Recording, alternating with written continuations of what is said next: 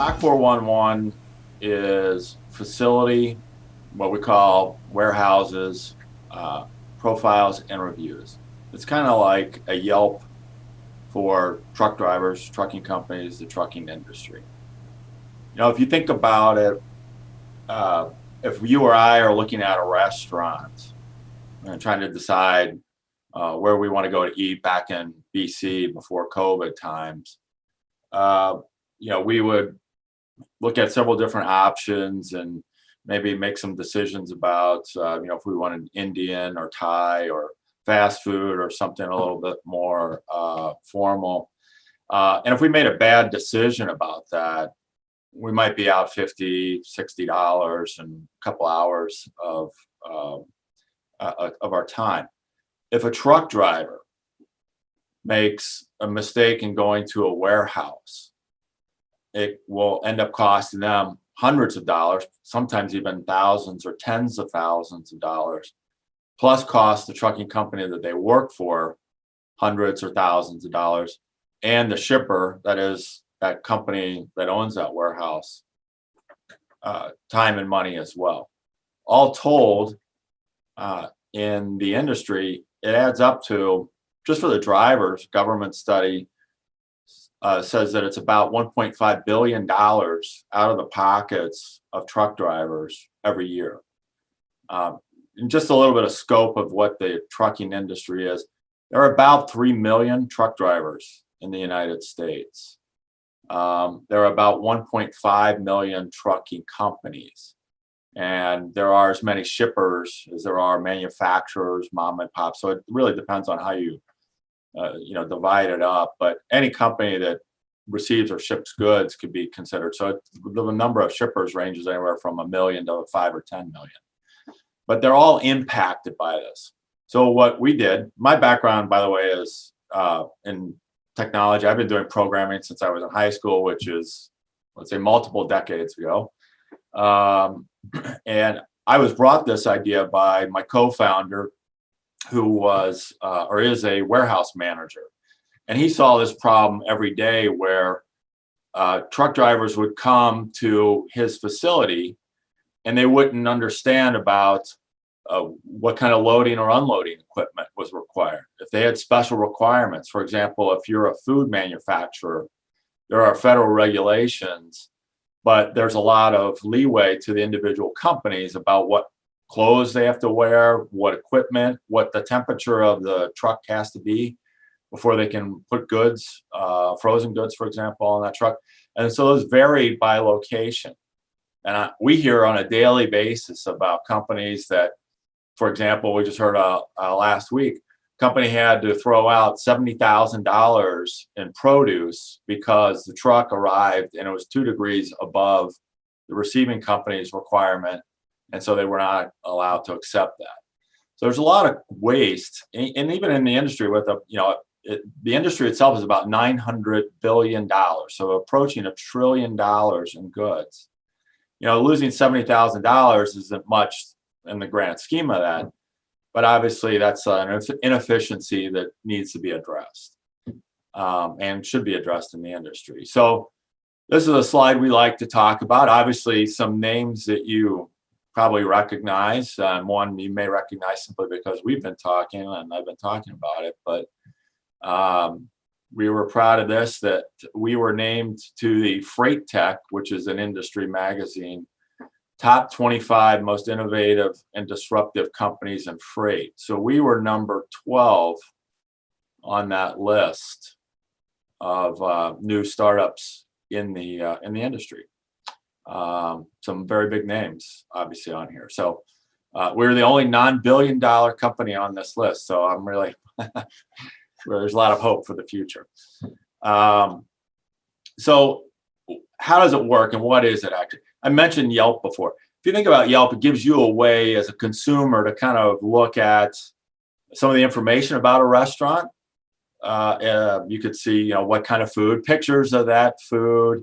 You can read reviews. You can get official information from that restaurant, like their hours, their phone number, whether they're have smoking or inside or outside dining, some of the practical objective things, but then also those comments from consumers or diners, for example, that have been at that location, and help you make a more educated guess or decision about whether you want to go there or not.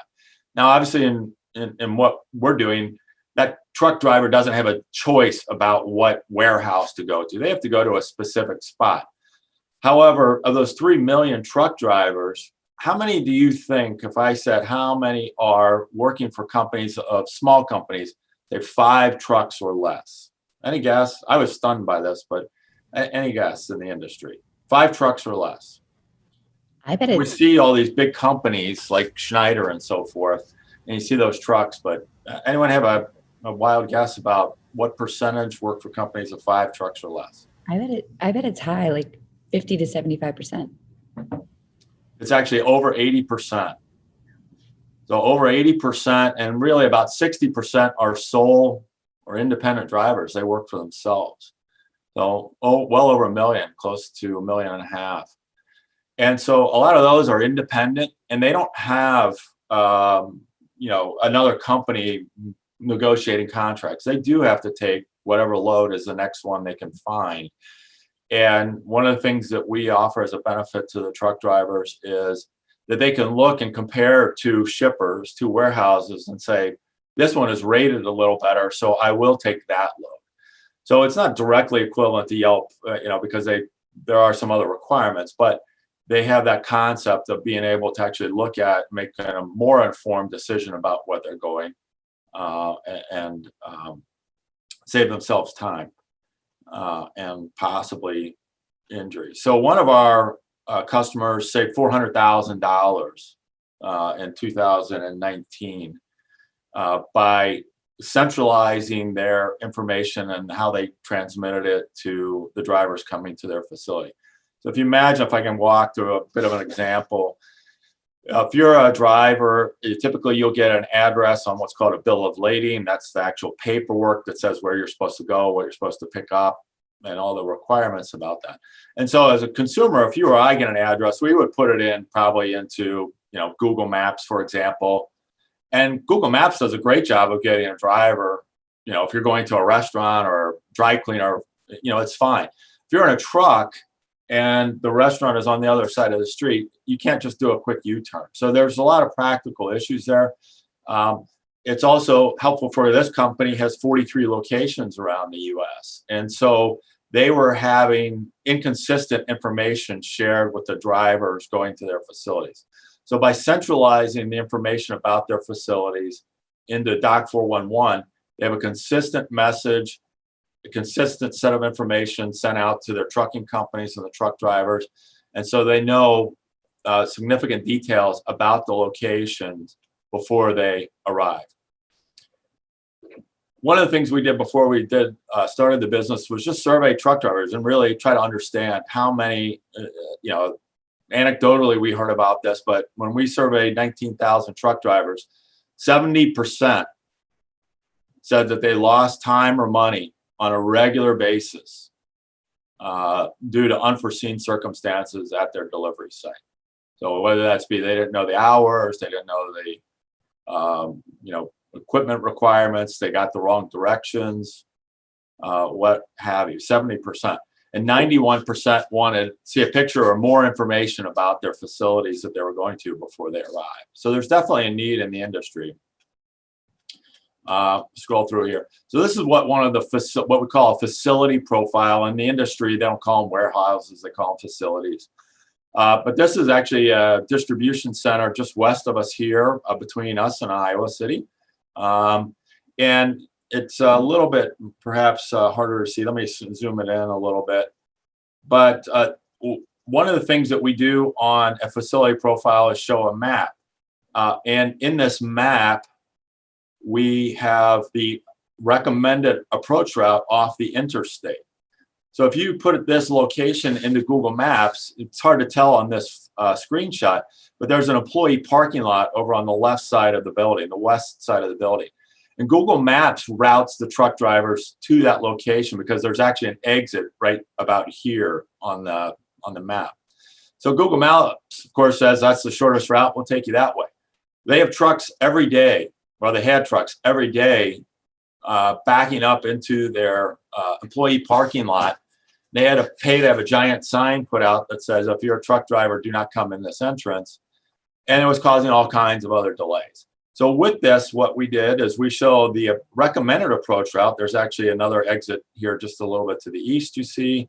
And we show clearly the recommended route to get to that facility, as well as things like where the security hut is, where there's parking, where the actual dock doors are located, where there's a tight turn in the facility, and other visual aids like this. Now, one of the benefits, this is an interesting story. This company actually had a water, well, it wasn't the company, but there was a water main break along this entrance road here, this back road here. And what happened was that trucks were backed up here. They couldn't turn around. There was not enough clearance. So what they were able to do is actually go in and redraw a new route around that. And with the system, all of their trucking companies are subscribed to these facility profiles. So anytime there was a change like that, say there's an equipment problem, there's flooding, there's a water main break on the approach route, all of their trucking company partners are immediately notified and can respond and go through dispatch and communicate to the drivers the new information.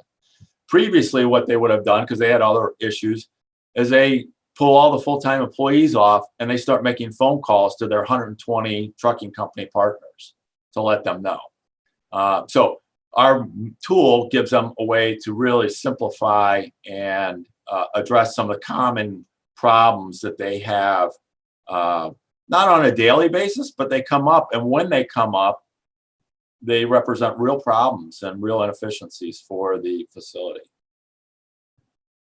This is a list of the 70 plus different what we call attributes that a company can publish about their facility.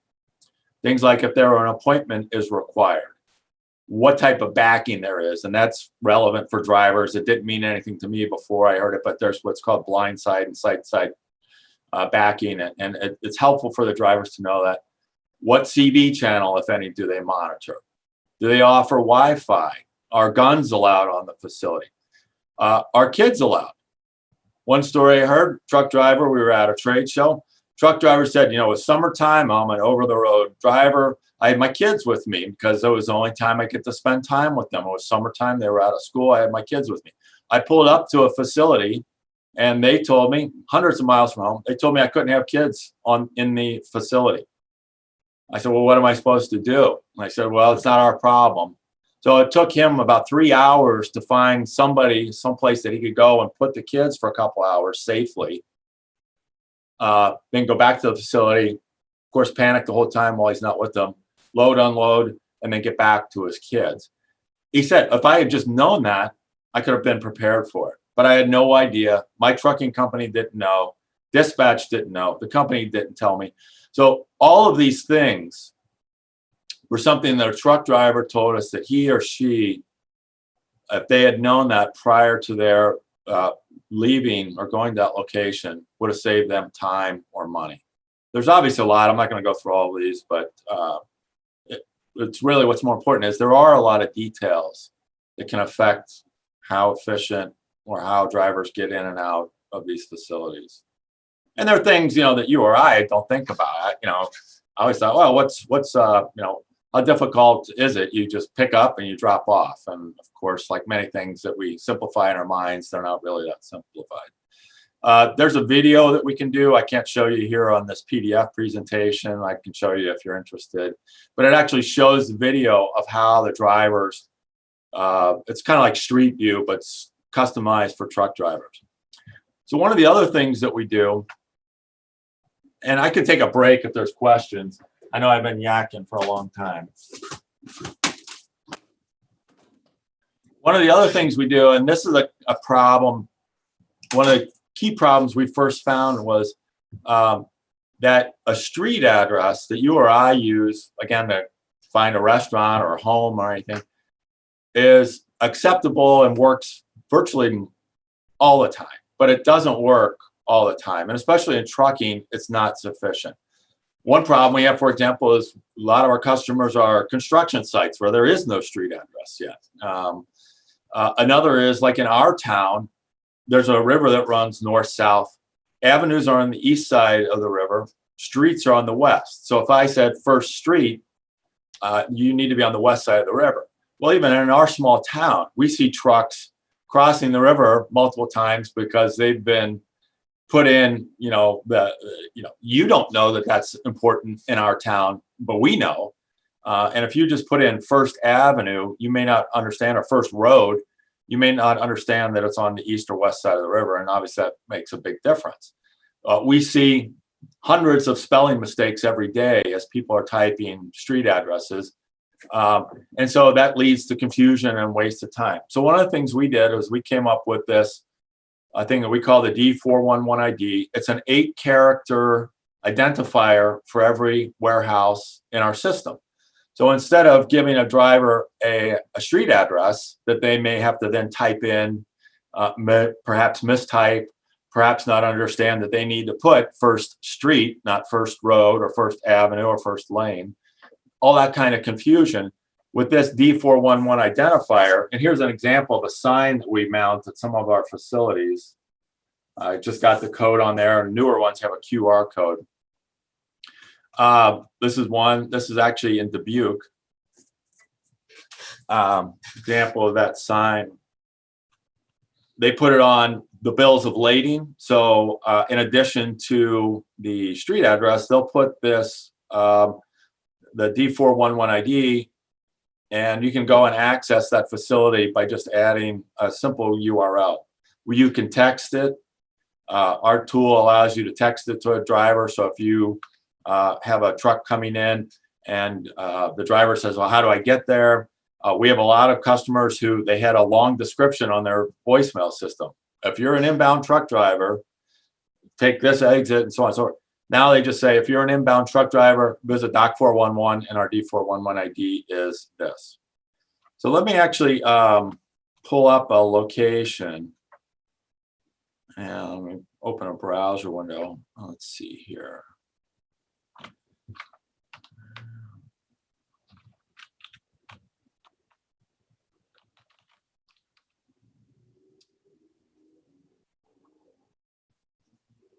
I'll make this a little larger. Well, not that large. So let me use, I can search for address, like our address is 333. So we do allow search by address, but what we find is, again, with the D411 ID, you can put in that identifier.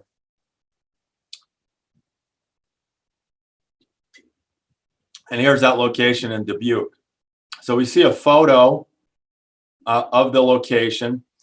It's badged that this is official information from the company. So we do allow drivers to put a location in. If it's not in there already, they can put it in. Then we verify it. These are the list of those other 70 attributes that we record. I'll zoom in a little bit more. I think it might be a little easier to see. Things like the contact information, the current condition, what are the current wait times and load times, a text description of the directions, things like the yard speed limit, if they have there's a limit of time or speed limit in the facility, if there's a restroom available.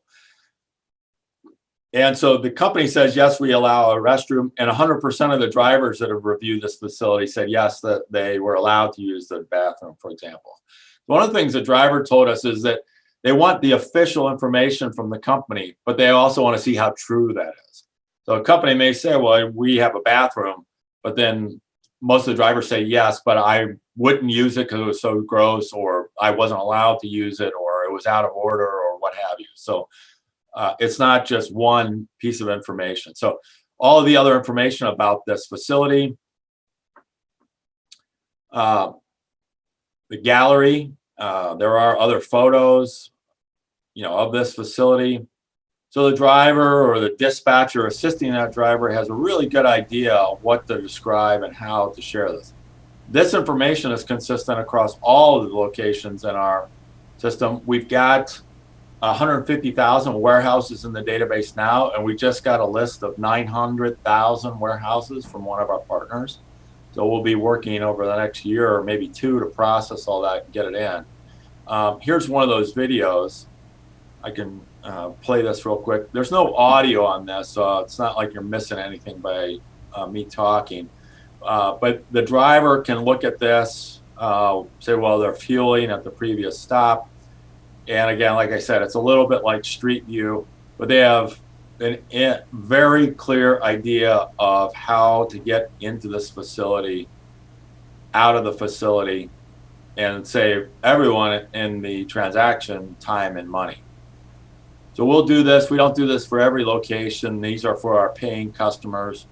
And I'll talk about our revenue and everything in a minute here. There's one other thing I want to show you about the profile. So here's that facility map for this location. Again, one of the things that we did with this is that they actually added on to this facility. So they doubled the size of this part of the building with a white roof. If you go and look on Google Maps now, they still don't have this part of the building on there. And so one of the problems that they had was that prior to the construction of this, they had shipping and receiving at these two doors. Well, when they built this, they changed the flow pattern. So even drivers that were familiar with this facility were confused and coming in the wrong entrance and mucking up the works, as it were, by going into the wrong location. So one last thing I'll show about the reviews. You know, when in Yelp, it's typically a single 1 to 5 star review. You know, this was great. And you've all seen it where you see reviews that say, oh, well, you know, the food was great, the atmosphere was great, but my Uber ride was terrible, 1 star. You know, and you get something, a rating that's not attached to, or not a real accurate representation. And so we got a lot of pushback from the shippers, the warehouses, that they didn't want to get slammed with negative reviews because it's something that was outside of their control. So what we did is we developed the review as a 10-point questionnaire. So we asked the drivers about the cleanliness, the lounge, the parking, the restrooms, and these other items that are relevant. And each one is a 1 to 5 star. Then we average those and give that rating. So the actual average rating across all the facility reviews in our system is actually 3.67. So it's not, you know, as bad as people thought it was going to be. And part of that is because we're asking specific questions, and it helps isolate the issue and remove some of that noise from the data, or that those outside influences. We're seeing that drivers are much more likely to answer accurately about the maneuverability if we ask them pointedly about the maneuverability, not about what's their overall experience. This also gives that shipper a great way to focus on where the problems are at their facility. The impact of a bad review for the shipper is that they may pay more to have their freight taken off their docks. If I'm a facility and I know that, if I'm a driver and I know that you're poorly rated, I may charge more, I may not take your load. So that's a little bit about that. Let me go back to the PDF because I want to talk quickly about the our revenue. So let's see, it may not be in this deck. Yeah, it's not in this deck. Apologize. So our customer in this is not the driver. Our app is free for the drivers to use. We want the drivers to use that, look up locations, provide reviews. In the whole ecosystem, they're the ones with the shallowest pockets. Our customers are the shippers, those warehouse owners. And the benefits for them are in part to reduce that, you know, to get an understanding of how drivers perceive their locations, understand those issues, and then be able to respond to them, and thereby get a lower rates. I have to pay lower rates to get their shipment. And that $400,000, that one customer we did a case study with, was directly a result of them paying lower rates. About 85% of that cost reduction was them paying lower rates overall across all their facilities because their review score started to climb and more drivers were willing to take that on. So we also charge some trucking companies where they're having us do their facility research for them. For example, there's one company in Cincinnati. They had 10 full-time employees. They're a very large trucking company. 10 full-time employees just doing address research every day. And so they were able to shrink that out a little bit. And so they pay us to have us provide standard information about these facilities that they're going to and do it across the industry. So that's a little bit about Dock411. Happy to answer any questions or show you more demos or just get your thoughts. Yeah, we've got about 10 minutes for questions and answers before community announcements. So anyone have any questions? I have a quick question, but first I just want to say this was amazing, Eric. You know, going into it, I had no interest in trucking whatsoever, but I found it extremely fascinating and a ton of problems that I don't think any of us probably knew existed. And it's really obvious you did a lot of research going into this, and it just seems really well put together. So good job with that. And congrats on making the top 25 list. That's awesome. Thanks. Yeah. My question is, how are you acquiring customers? What are your marketing efforts look like? How are you getting interest in it? Yeah. Obviously in 2020, the marketing efforts were different. We spent a lot of time, the trucking industry is pretty well segmented into those three groups: the drivers, the trucking companies, and the shippers. And there's pretty good trade shows for each one of those. There's a trade show typically, there's one in Texas and one in Louisville. They both attract 70,000 truck drivers. So we have a decent presence at both of those. And so we're using the word. Truck drivers also talk a lot amongst themselves. So there's a lot of referrals and word of mouth. And, the top 25 helped us. We do press. We're trying to get on the radio. We're good friends with a couple of big radio personalities that they talk about us on a regular basis. So it's some of the new online digital, a lot of time on Facebook with some trucking communities there. So pretty typical, I would say, mix of traditional and, current online digital marketing to those industries. We also, with every location that a truck driver puts in, we use that essentially as a sales lead. We'll put that in our CRM and we'll go approach that company and say, the truck drivers want to know more about your facility. And I have a typical response of sales lead with that, but that's kind of part of how we approach the shippers themselves. And Liz, I had zero knowledge of trucking other than the imagined stereotypes or imagined that probably you were talking about too. I didn't know anything about it. I wasn't interested in it, but there is so much opportunity every day. Virtually every day we learn about something that there is an opportunity to make millions of dollars just on the problems that there's so much inertia in the industry that if you can just solve one little problem, you've got a lifetime virtually of work to do. So I've learned a lot, and hearing some of those personal stories is really interesting too. Like that one I told about the driver with the kids. We hear a lot of those. It's been a fascinating journey. I've got a couple questions. Have you thought about going international, getting into Europe? And then what's your thought on self-driving trucks? We're actually negotiating with the company in Australia right now. They want to bring it to Australia. We thought about it because the address problem is actually a really interesting problem, because the addresses that we're familiar with here in the U.S., those are not common around the world. I mean, maybe in Europe and Australia, but countries, even continents like South America, they still have large parts of even large cities where there are no street addresses. There are directions based on go to this building and turn right and then look for this tree and turn left. So any way to get a truck to a location more readily would be a huge benefit. So yes, we have thought about that. Probably not Europe. They're much more regulated trucking, and so they've got some of these problems just don't exist there. So it's a little bit different market, but Australia is something that we're looking at.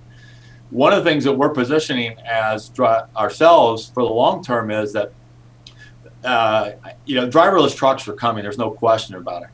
What I think is you'll see first are trucks that go from warehouse, where we call it distribution centers, these giant 500,000 or million square feet, what Amazon warehouses, where Walmart warehouses, where they'll just go from distribution center to distribution center. It's a half mile to the interstate, 300 miles on the interstate, a half a mile off. They're not going through any cities. That's, I think, what you'll see first. But to move beyond that, one of the problems is that you need accurate information about where the yard entrance is or where the actual stop location is. A street address is not sufficient. So the data that we're collecting about the warehouses and the actual latitude, longitude for where that automated vehicle needs to go versus where, say, a Google Maps, a street address would take you, is going to be critical. And so we think that's a long-term play for value of the data that we're collecting now. Nice. Any other questions before I ask the traditional final question? Do you have any billboards? I feel like your branding is on point. This is like Liz. This is super exciting stuff. And you guys are definitely onto something, clearly by your recognition for being on that list with all those big players. But yeah, billboard, I-80 truck stop. Yeah, right. I think about that every time I drive by there. They actually have a show there every July. It's out in the parking lot. It's roasting hot, but they have a big show there. So we're there. We're in a lot of the magazines, the little job magazines that you see in those truck stops. So we have ads from some of our media partners in those. We've got a long way to go. We're doing, I think, some things really well. I'm learning every day. Some of those things, it's just a matter of revenue. It's not cost. But that's interesting. By the way, do you know the average turnover? Another statistic, just talking about the average turnover, and by that I mean the number of new drivers at a trucking company. For companies of 50 drivers or less, anyone have a guess how many new employees or people quit and they have to replace on an annual basis? I have no idea where to even start. Yeah, right. I'm going to say it's high, like 50%. 150%. The industry average is over 80%, 86%. We talked to a company, there was a company in Minneapolis, 140% turnover. So there were no well, I should say that. They had, they have, I think, 170 employees.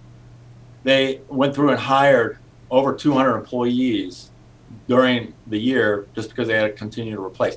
The average cost to replace that driver is around $7,000. So you think about the cost of that to the company, they just shrug their shoulders. It's the way it's always been. But and the reason I mention it's important to us is we say, well, part of the reason that you're doing that is you're not giving them good information.